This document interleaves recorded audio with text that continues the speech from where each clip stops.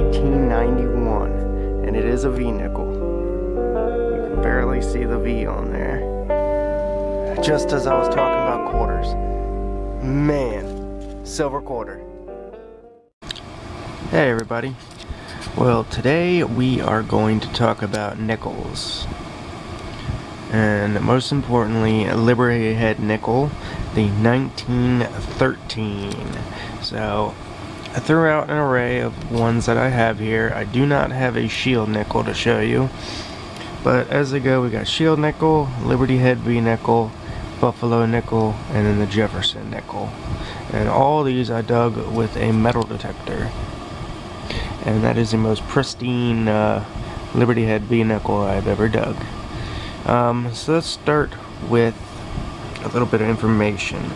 Now in 1913, which I have here, a 1913 Buffalo nickel was the very first year that the Buffalo nickel was struck. And I believe it was up until 1920, no one thought that there was any 1913 Liberty Head V nickels. But basically there was a gentleman that worked at the mint in 1913, and he started, well, he was Samuel Brown, a numismatist who attended the Numismatist Association, basically is what this says here. And he started kind of, what do you call it, boasting the fact that these coins existed. And he was an employee of the mint in 1913, so there's much controversy about if he struck these himself or if he stole them. So he started the rumors about them, which basically drove up the price of them. And actually in 1972, one of them sold for $100,000, and it was the first coin to ever sell for $100,000. And in 1996, one sold for $1 million. The only coin that ever sold for $1 million. And in 2003, one was sold for under $3 million. Now, it's said to be that there are only 5 of these coins in existence. 2010 was the last one that was sold, and it was sold for $3.7 million at a public auction. So the public can actually buy these nickels when they come up for auction there. And now it said there's only 5, and it is said that those 5 are all in hands, and yes they are. They are owned by museums and private collectors. But who knows if there's any more out there.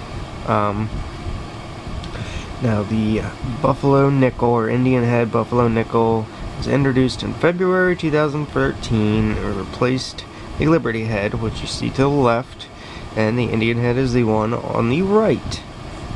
And there's actually no records whatsoever of the 1913 Liberty Head being struck, so it might have been Brown that actually struck them.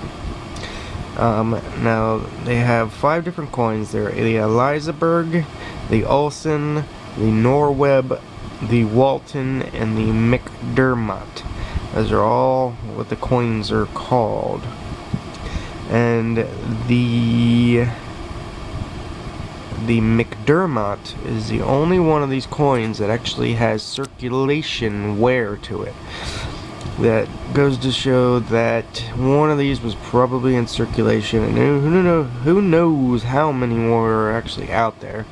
It's said to be that there is only 5, but if you go on like Wikipedia or anything like that and read about all this stuff, it definitely makes you think. It's very, very interesting that there would only be 5 struck. Because I think there's rolls of them. They come in a lot more. They're like little round discs before they get struck. And it's really weird that only 5 of them would be struck. So it's just a little bit of knowledge on this 1913 here.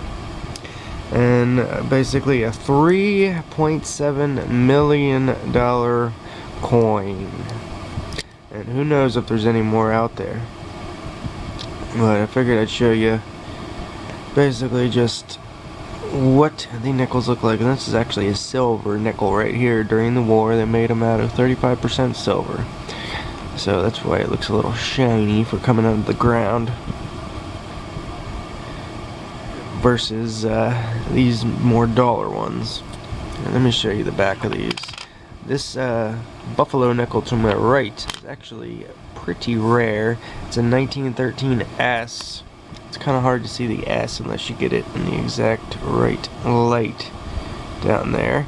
But it is a raised ground where the 5 cents are. It is raised, and if that 5 cents was like inverted under the ground, that would be like a $100 coin right there, but that's about a $35 coin. And well, that's about it. Just figured I'd give you a little bit of information on the elusive 1913 V-nickel and the records it broke and what they're called. And hope this was some help for you. I hope you enjoyed.